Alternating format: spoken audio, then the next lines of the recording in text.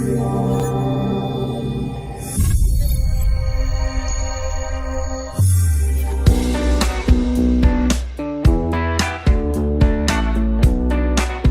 simply must balance our demand for energy with our rapidly shrinking resources. By acting now, we can control our future instead of letting the future control us. Greetings of the day, especially our Administrator, Reverend Father Richard Thomas OIC, Honored Principal Ms. Sindhu Pillai, Bursar, Reverend Father Daniel Jeevan OIC, teachers, parents, and all my dear friends. Energy Conservation Day celebrated on 14th December, which is today globally to highlight the importance of energy consumption and its uses in our day-to-day life, its scarcity and its impact on sustainability of global system. It focuses our concentration on significant issues facing the future of mankind with respect to energy.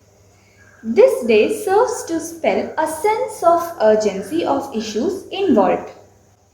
Global warming. It has been one of the leading causes of concern and is providing the threat since the beginning of industrialization era.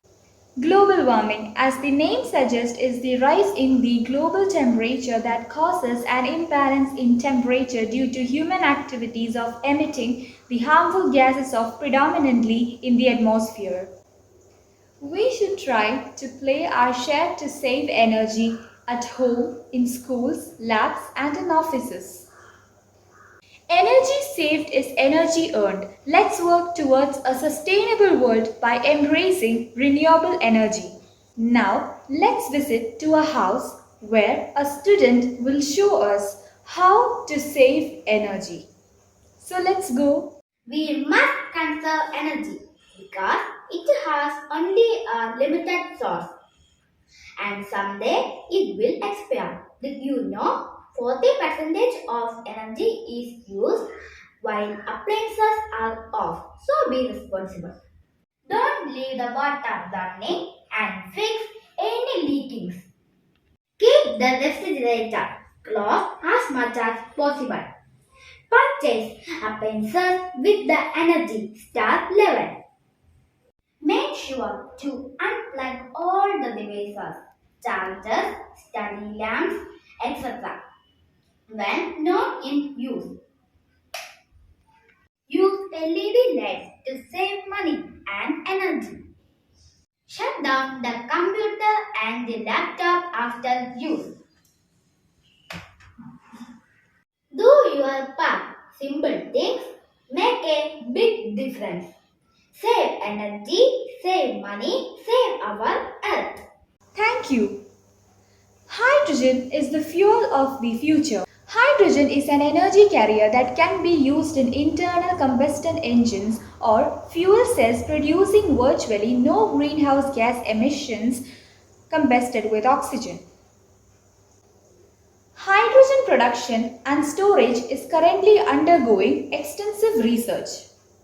Next, let's see a video presentation by Plus One students related to the topic Future Fuel. We shouldn't fuel the future with the polluting methods of past, but we do have the technology to power the future in ways which do not threaten our health or poison our planet. National Energy Conservation Day is celebrated on 14th December every year in India. The Energy Conservation Act was implemented by the Energy Efficiency Bureau in 2001. The true meaning of energy conservation is to avoid the unnecessary usage of energy and to save it for future use. I now call upon G. Singh to introduce to us about the importance of 14th December. National Energy Conservation Day is celebrated every year on 14th December in India. In India, Energy Conservation Act was implemented by Energy Efficiency Bureau in 2001. Energy Efficiency Bureau is a constitutional body which works under Government of India and helps in the development of policies that reduces the use of energy. The objective of Energy Conservation Act in India is to appoint professional and energetic managers who have expertise in policy making, financial management and implementation of energy-related projects. National Energy Conservation Day is celebrated every year with a special theme to make some goals and objectives more effective among the people. It is celebrated among the people to send messages of importance of energy conservation in every area of life. I invite Jalfi to help us to know more about the present usage of fuel. India was one of the largest consumers of primary energy globally in 2020. India closed the financial year 2020-21 with a 9% decline in total fuel consumption over the same period last year. This fall is primarily attributed to COVID-19 lockdowns induced slump in economic activities. According to data shared by the Petroleum Planning and Analysis Cell, India's total fuel consumption stood at 194.63 million tons during the year under review, down from 214.13 million tons a year ago. Humans have been using fuels in ample amounts since the 19th century, and with our current rate of consumption, fossil fuel resources are depleting much faster than their formation. At the current rates of production, oil will run out in 53 years, natural gas in 54, and coal in 110. The conservation of fuel through more energy-efficient technologies and practices may help extend the current reserves of petroleum, coal and gas for a few more years. Unless world economies begin to rely more on renewable resources, though the supply will surely run out. However, there is a more important reason to conserve fossil fuels, and that's to help heal the environment.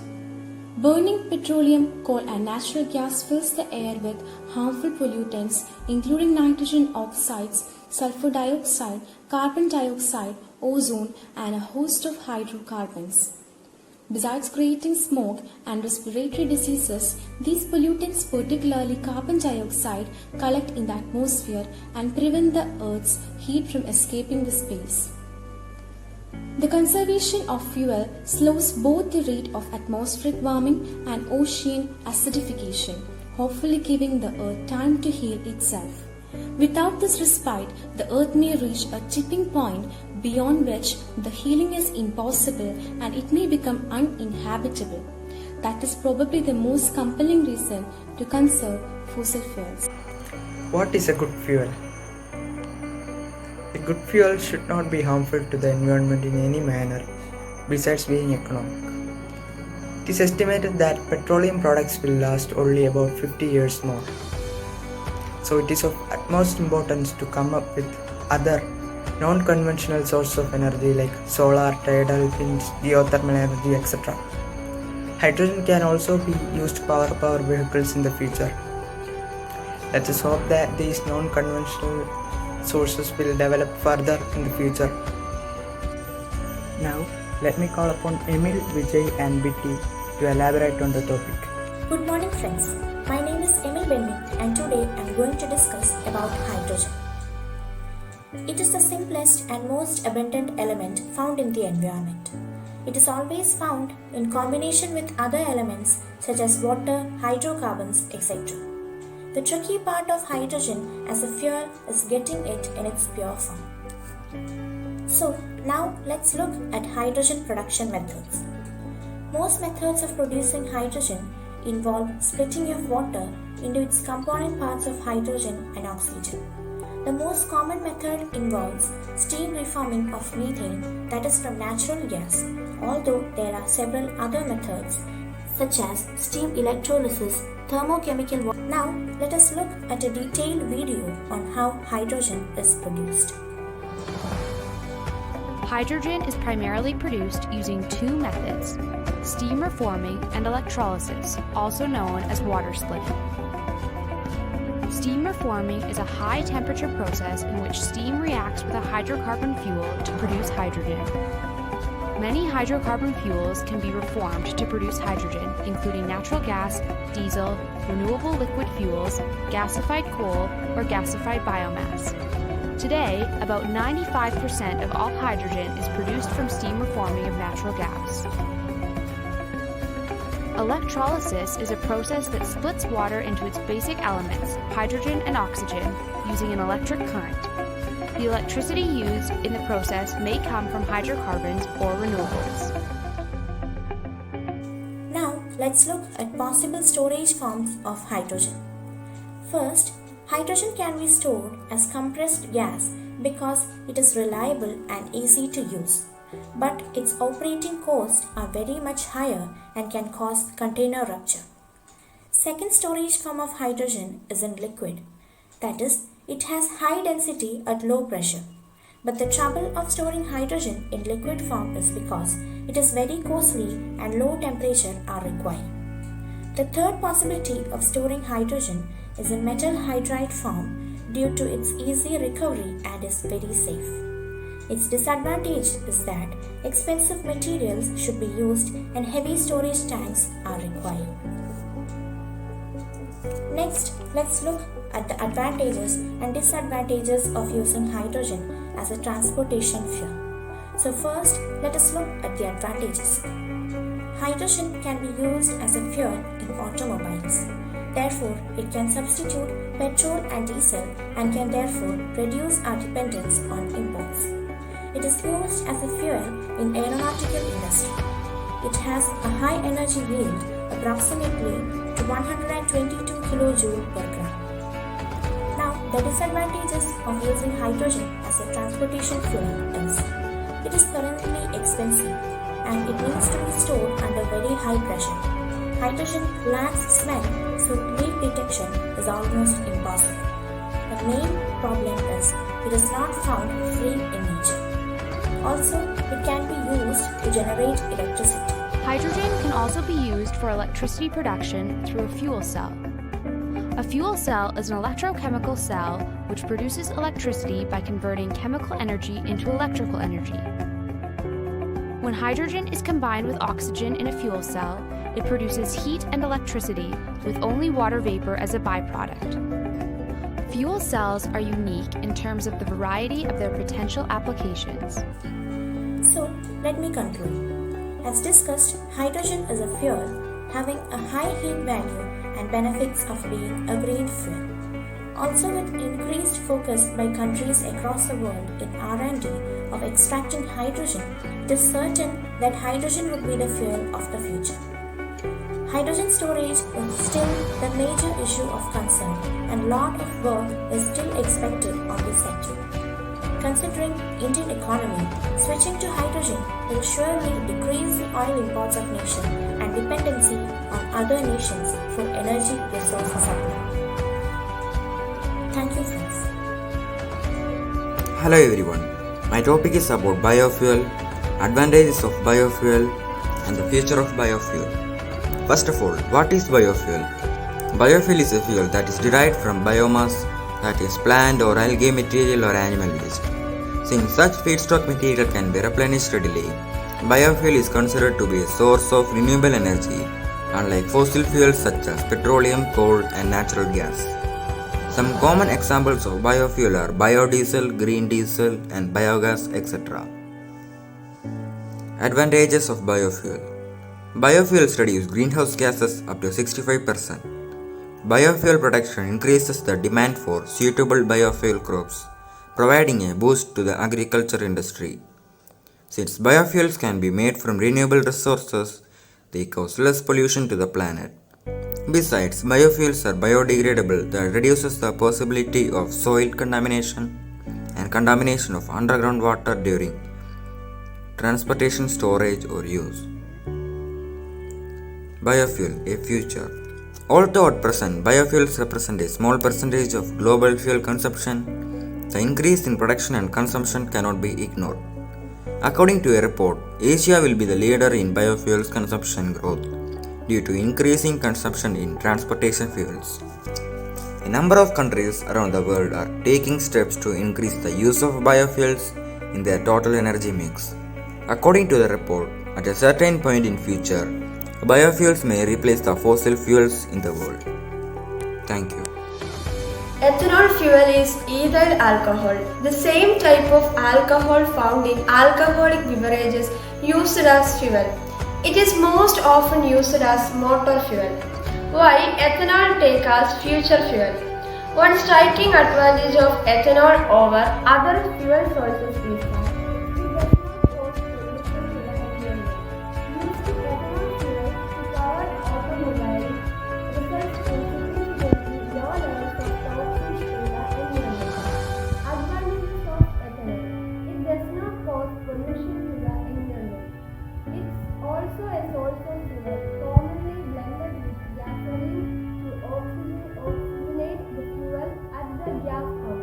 Ethanol fuel can also be used on its own power vehicles. Disadvantages of ethanol. The disadvantages of ethanol is that it requires cropland space in which to grow. Because it is derived from corn, we take up lands that could be used to grow food ourselves or for livestock and use it grow a fuel product instead. Thank you. It is India's dream to have net zero carbon emission by 2070. But what is zero carbon emission plan? Let us know more about it from Devi. Net zero emissions.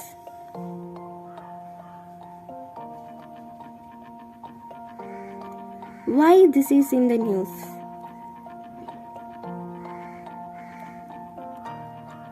Just days ahead of the climate change conference at Glasgow in Scotland, Australia has announced that it will achieve net zero emissions by the year 2050.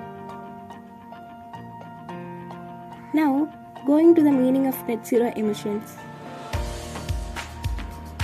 It refers to achieving an overall balance between greenhouse gas emission produced and greenhouse gas emission taken out of the atmosphere. First, human caused emissions should be reduced as close to zero as possible. Second, any remaining GHGs should be balanced with an equivalent amount of carbon removal, for example by restoring forests.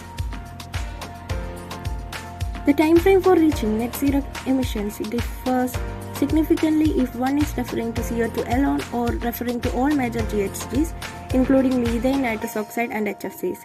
For non-CO2 emissions, the net zero date is later because some of these emissions, such as methane from agriculture sources, are somewhat more difficult to phase out. In scenario that limit warming to 1.5 degrees Celsius, carbon dioxide reaches net zero on average by 2050. Total GHG emissions reach net zero between 2063 and 2068. Now going to the Indian scenario. India's per capita carbon dioxide emissions at 1.8 tons per person in 2015 are around a ninth of those in USA and around a third of the global average of 4.8 tons per person. However, overall India is now the planet's third largest emitter of carbon dioxide behind China and the USA. There is global pressure on India to commit net zero emissions by 2050. On one hand, few argue that India should pledge to reduce its net emissions to zero by 2050 backed by a climate law. This will make India hyper-competitive, attract investment and create jobs. While on the other hand, there is a long outstanding principle of common but differentiated responsibility that requires richer countries to lead and argue against any pledge that risks prematurely limiting India's energy use for development. It is time to conclude this program. Thank you. Conservation of energy also protects our environment. Bright and happy future is only possible when we pledge to conserve energy in every way possible. With that, we come to the end of this program. Thank you all for your patience and support.